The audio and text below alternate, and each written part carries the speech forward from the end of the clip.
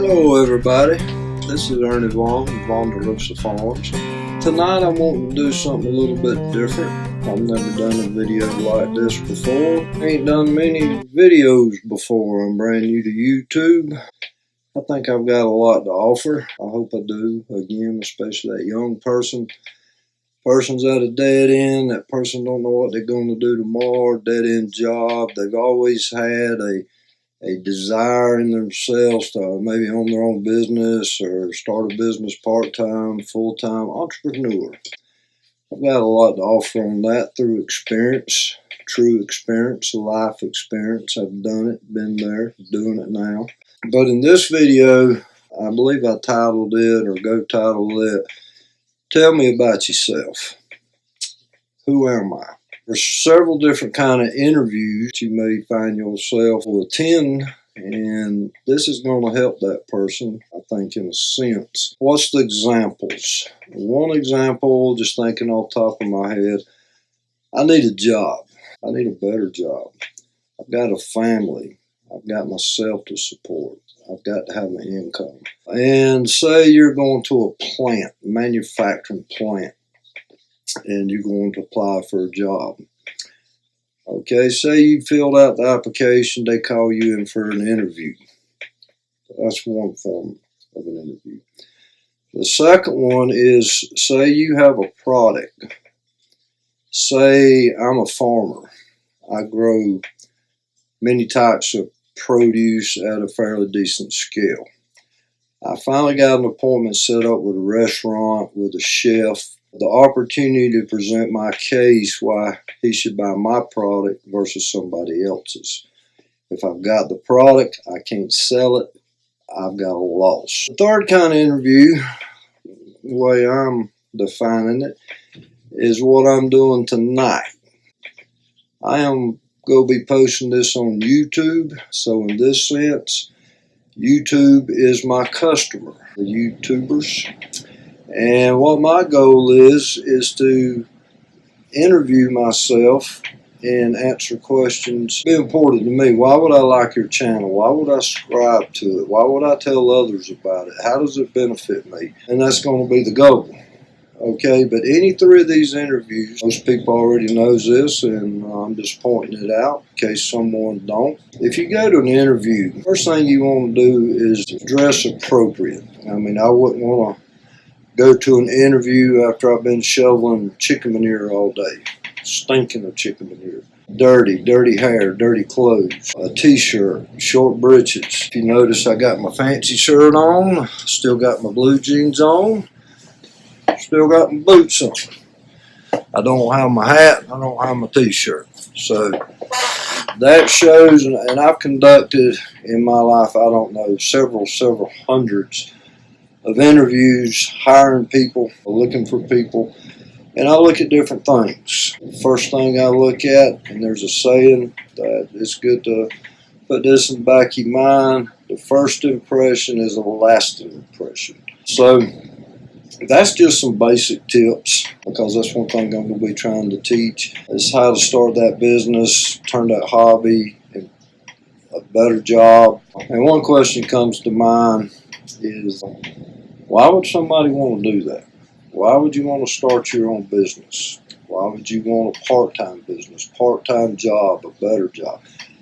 And I come up with there's one simple answer that would fit anybody, and that's a better quality of life. That's so important. And anyway, I could ramble on about stuff like that, and I will later. But I'm wanting to get into this interview, and again, the name of it is Tell Me About Yourself.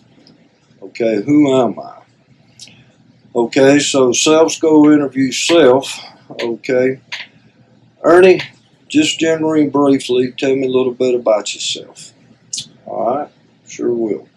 Well, let me think.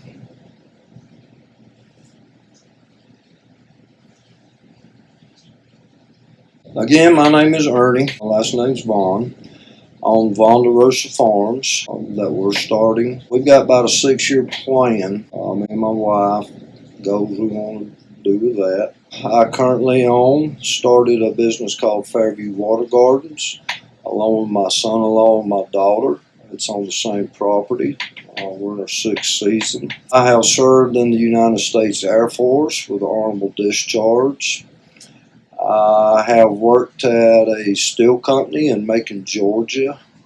My duties there basically entailed is with a crane bringing in the rusty steel for like bridges, spans, whatever. I worked in the paint shop, and we would blast them with a shot blaster, paint it to the customer's order, then it'd be loaded on train or either tractor trailers shipped out to the customer.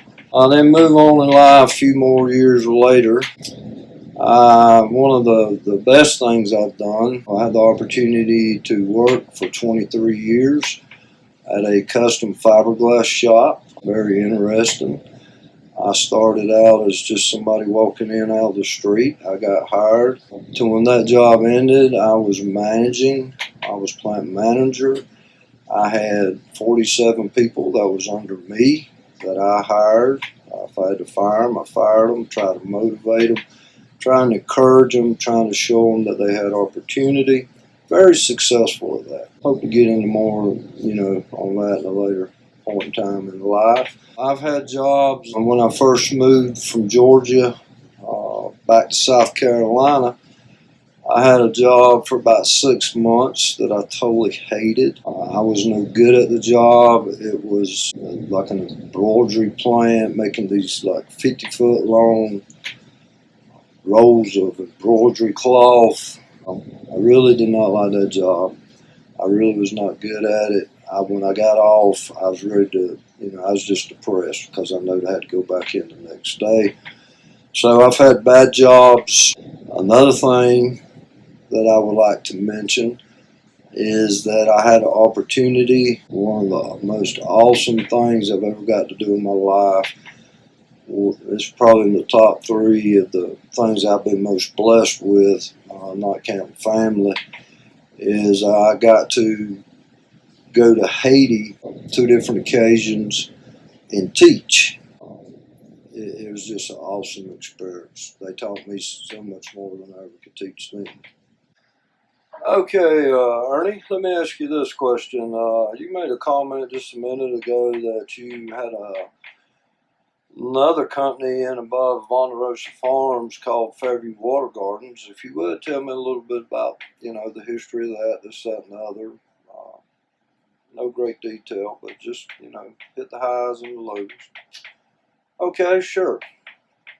It feels weird talking and asking questions to myself. Somebody once said, you talk to yourself out loud, that's all right. You don't start worrying about it till you answer yourself back. Well, I guess I need to be worrying, huh? But anyway, back to the question. 6 years ago, I had the idea, if I would have had a passion of koi ponds, garden ponds, fish, things like that. I've fiddled with that for 30-something years plus now, I reckon. Anyway, 6 years ago, I decided I was going to start a little hobby business. I mentioned it to my son-in-law, daughter a little bit. Anyway, to make a long story short, they come to me, they got involved, and the 3 of us started Fairview Water Gardens here on the same property, which we are in 6 Mile, South Carolina. Again, that's where Fairview Water Gardens is, and that's also where Vaughn-Da-Rosa Farms is.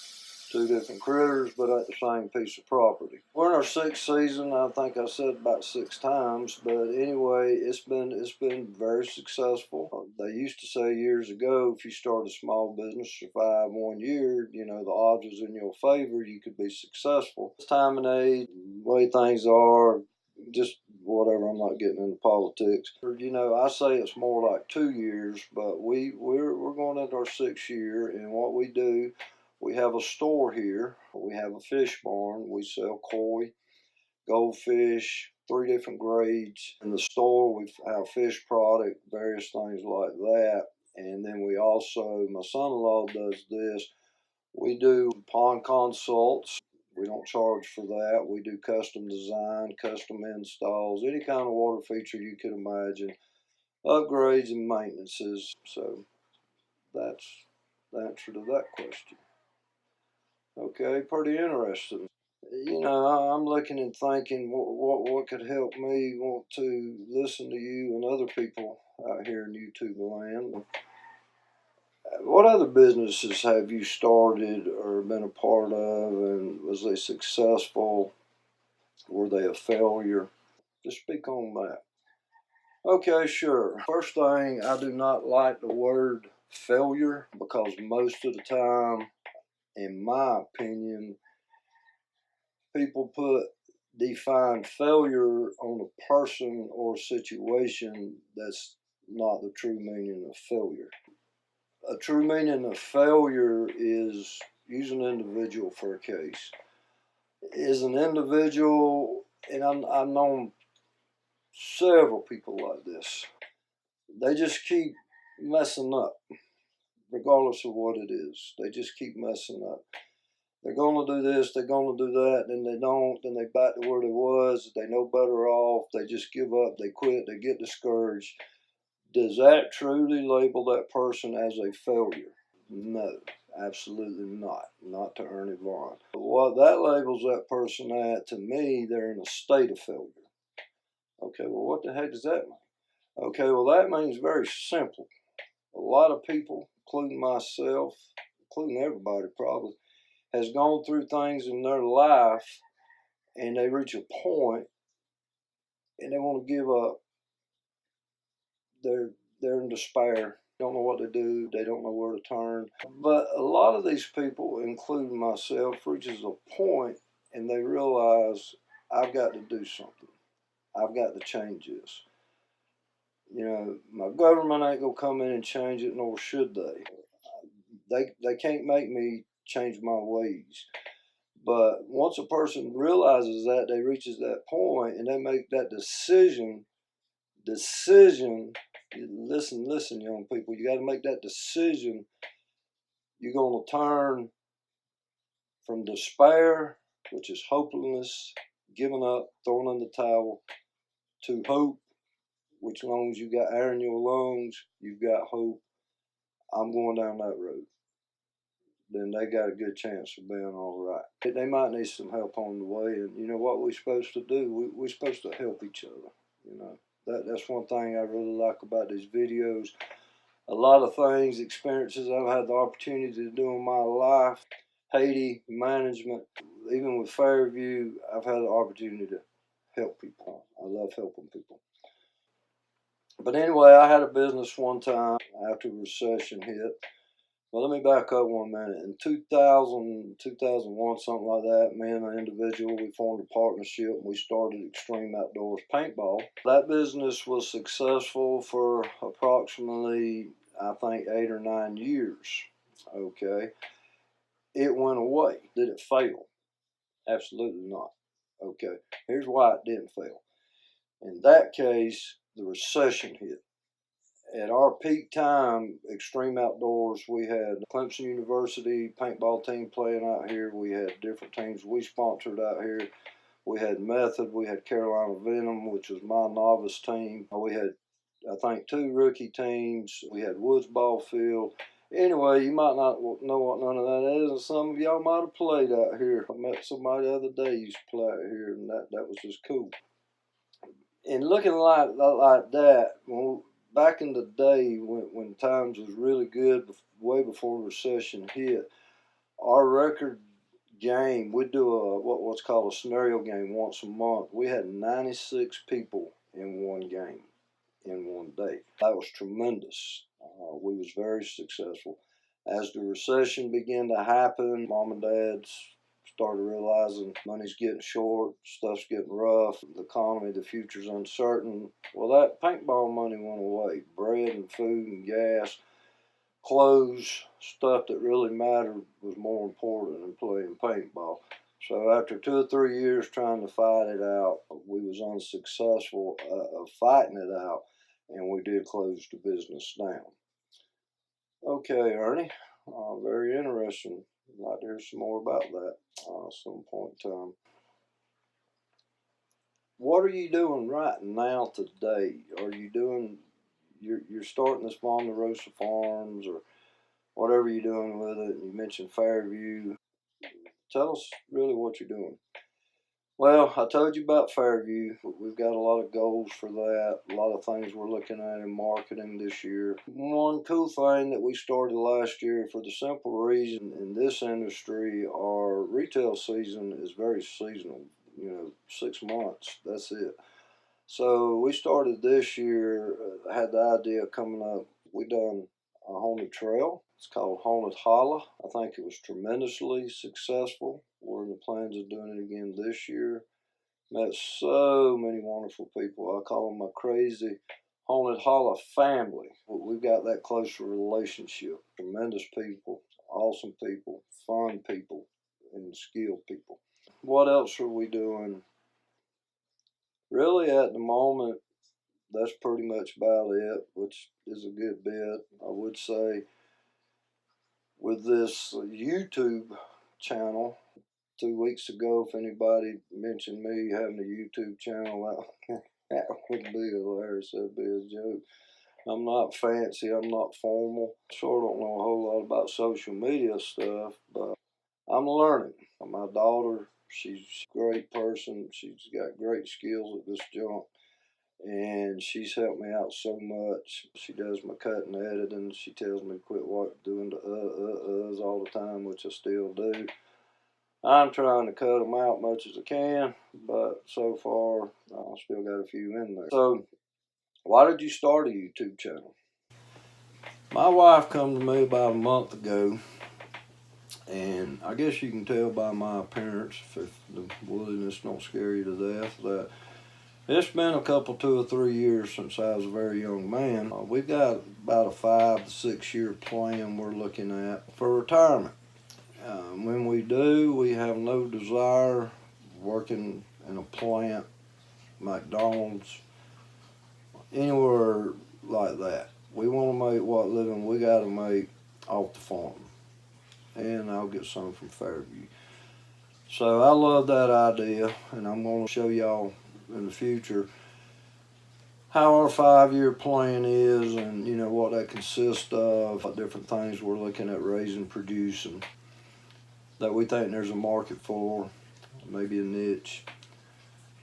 And that's cool. We got plenty of time. We meet about once a week on it. Stuff I'm going to try to teach y'all. We set goals. Goals are so important. So important you put them on paper. So important where you can read them. So important that you actually do read them. So important that you monitor, you measure it. I was taught by the man that I worked for, which I have tremendous respect for 23 years. If I didn't learn nothing else from him, he taught me in management. Break that down to your own business, your own family, your own family budget, your small-scale hobby, your small-scale farm, small-scale business, full-time business, large-scale, whatever you want to do. And it's very simple. It's very truthful. If you cannot measure it, you cannot manage it. So we'll get more on that later, but you need to do that in all the different little aspects of whatever enterprise you're in your life at this point in time.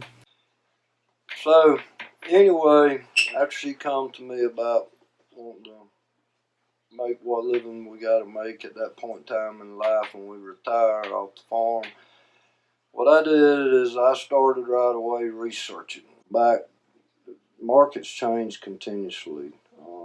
10, 15 years ago, I don't know when the internet come out, but it was real different. So now, I started looking at, okay, if I do this, how can I market this? And what I started doing is I started watching YouTube videos, mainly learning out, what people was doing in the areas that I'm interested in. Then I suggest you do the same thing. And I learned one thing: they're marketing, in my case, their farm or farm products, kind of through YouTube by telling about them, showing people how to do things, and that's what I'm wanting to do. That's another one of my goals, is to show people what we're doing on the farm, what state it's in, why. The straight ups. I'm not trying to candy coat nothing. I'm just me and showing you what I got. And I think, a lot of people can appreciate that, because a lot of people don't have these big old fancy farms and this, endless bank account, and I'm one of them. But anyway, back to your question. I started watching videos, hundreds and hundreds and hundreds of hours of videos. Subscribe to a bunch of these guys because I like what they're doing or their values or what they're saying. And I learned that I need a YouTube channel, what I think is in the market my farm. If nothing else, eventually a link or a mention to my website to my farm. So that's how I got into that. The more I pondered on it, I got excited because if I can do this, and I'll tell you one thing right now, that camera, first time I tried to do one, it like scared me to death. I like to throw that thing. I'm getting more used to it, and I'm still stuttering around and all that. But what really got me excited is I've always had a passion. I love young people. I think young people get left behind so much, a lot of them. What do you mean by that? What I mean by that, we've got young people out there that may have been in trouble. Uh, we got young people out there that may be high school dropout. I was. We got young people out there that's in a dead end. They're overwhelmed. Life is overwhelming. Situation is overwhelming. And regardless if they created it themselves or just bad decisions or whatever, the end result's the same. They're in a bad way. I think I can offer some advice, some experience to relate to some of these people that, if something I say helps one person one little bit away, I am happy. I am happy. Haiti taught me so much. Haiti gave me so much. I want to talk about that more in detail later. I'm getting off track now. But that's common for me. I ain't scared to go down a rabbit trail. But anyway, that's pretty much how, wanted to start a YouTube channel. And then I got excited about, hey, man, I can also do this and what I'm doing right now tonight, and I'm going to do it. I might not get 10 subscribers or, but if I can help one person in just even a small way, that's success. That's accomplishment. Okay, very, very interesting, Ernie. All right, let me ask you this. How should I put this? Do you consider yourself a very successful person? Just tell me about that in your own words. This is one thing I can help people with, I think. In my opinion, my life experiences. I've been on the highest high financially. I've been on the lowest low. I've had to start over at least I think 3 times in my life with nothing. I mean, everything I own would fit in the back of a pickup truck. You could still fit 2 more couches in there. I've been through hardship. I've suffered loss. I've been beat down. And I've been in about any kind of situation you can think of that you can put yourself into, that life can put yourself into. A lot of times you do put yourself into these situations, but a lot of times it was by mistakes, it was by uncontrollable events. And you got to learn how to get back up, man. You got to get back up. One thing I do want to throw in right now, I wasn't really getting into as far as teaching or training, but I've known a lot of young people in this situation. And what is that situation? Picture a deep, deep, deep, long, dark, pitch black tunnel. There's one that made me think of Stump House Tunnel in Oconee County. It was built for the late 1850s, 60s. But it is deep dark. It goes way back here. I mean, way back here. I had the opportunity years ago to go through that with the caretaker that's been there many years. I mean, it takes a while to get back into that thing. It's cold in there, it's damp. They was telling me about all these true haunted stories of little people and all this stuff. And we finally get back to the back, and it's just pitch black. He shut the light off, and all this crazy stuff's going through your mind. It gave you a sense of hopelessness, anxiety, scared, freaking out, panicky, just all kind of them things. And there's people like that out there today that they in that deep dark tunnel. You can call it the deep dark tunnel of life in that situation. And I define a lot of words. I want to know what words truly mean so I can, truly try to teach somebody. And regardless of what put them there, you may be in this, you just can't get peace, you can't get happiness, you're just depressed and despair. I think one of the side shoots definition of that word is near or in a state of hopelessness. Let me tell you this right here, and if you in that boat, please listen. To me, hopelessness, the true hopelessness, the end result is when you throw in the towel. And what I look at and mean by when you throw in the towel, you ain't breathing no more. Please don't go there. Make a decision today. Make a decision right now to yourself. 100% wholeheartedly decision that you're going to choose hope. Because you got hope. If you breathe and sucking air, you got hope. Along with that decision, make the word called commitment. Very serious thing. It's almost like a contract, could be sometimes. You commit to something, you're giving your word, you're going to do it. Make that decision, you choosing hope. Make that commitment that you're going to honor that decision of hope. And a couple things I've told people before, I've been there, done that. But one thing, again, I learned from Haiti, but I've also learned my own lot.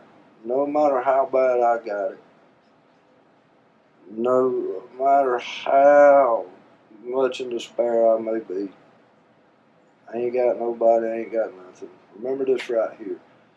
There's somebody out there, a whole bunch of somebodies, that's been through what you're going through right now. And they made it.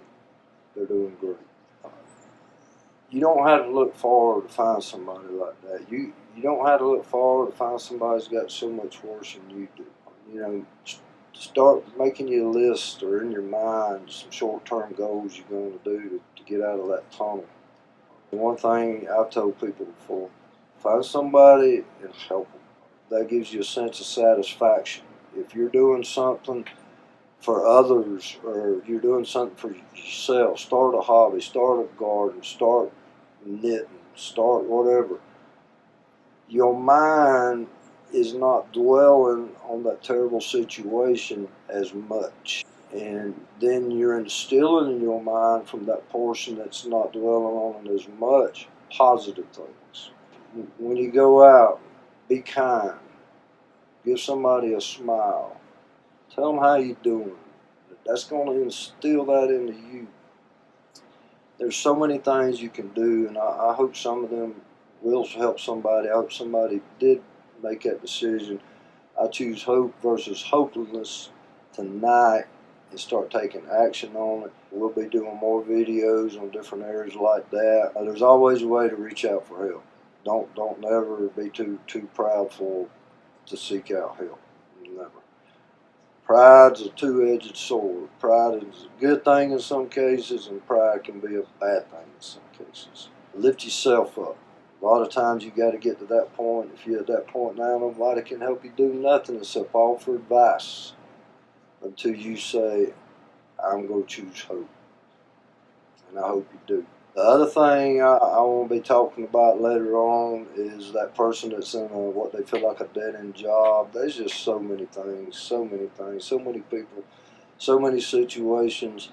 And I'm sure they're out there, but a lot of them I don't feel like get help. A lot of them I feel like, maybe the ones we go categorize as the outcasts, the left behinds, they ain't worth it. That's a bunch of lies, just flat out. That I could tell you too many stories. No, we're not going to do that. Okay, back to the interview. Okay, I've got at least one more question I'd like to ask you, Mr. Vaughn. Excuse me, my name's Ernie, please. Just Ernie. Okay, Ernie. Do you hold yourself, in your own opinion, what degree of success do you hold yourself at this point in time in your life and some of the stuff you've been through, your life experiences? And I will add, the way you talk, I believe you could probably add a few more. Okay? Most definitely. I consider myself, and I tell people this, and I don't want you to think I'm arrogant, but if you do, I'm sorry for you. If you're looking at me right now, I feel like, I believe you got a privilege to looking at one of the most successful, wealthiest men on the planet that you'll ever meet. Wow, that's a statement. Well, yes it is, but it's true. Okay, and how's that true? That's true because I don't measure my wealth or my success by the almighty dollar. I measure my wealth and my success. You should ask me, what do I believe in? And, different people believe in different things. This is what I believe in. You ain't going to change me. I believe in God, family, and country. And I've got an awesome family. I've got grandkids I love to death. I've got an awesome son, awesome daughter, I love them to death. Awesome wife, she's put up with me. My sister always says she gets to heaven, she's going to get a bunch of extra trophies for putting up with me all her life. And she probably will. But no, seriously, that's the way I value success and wealth. I always say, take time to smell the roses. I do that. Somebody out there said, my God, I'm glad he's finally saying what that means. That sounds kind of corny and stupid. What I mean by that, every day of your life, and to that person that may be in that dark tunnel, especially to you, take time to get by yourself. I like to go outside when the weather's fitting and when I can, and when it's night. I sit out there in the middle of the woods for 3 or 4 hours just by a fire by myself, pondering on what I've accomplished that day, what my goals are. Maybe I'm going to do another video trying to meditate and ponder to give out some good information that's going to help somebody out there, that's going to stick with them. I watched the video and I follow him, Green Greg, and I could relate with that man. I could be good friends with that man. I like his values, but he was doing a video one day. I don't remember all the content on the video, but anyway,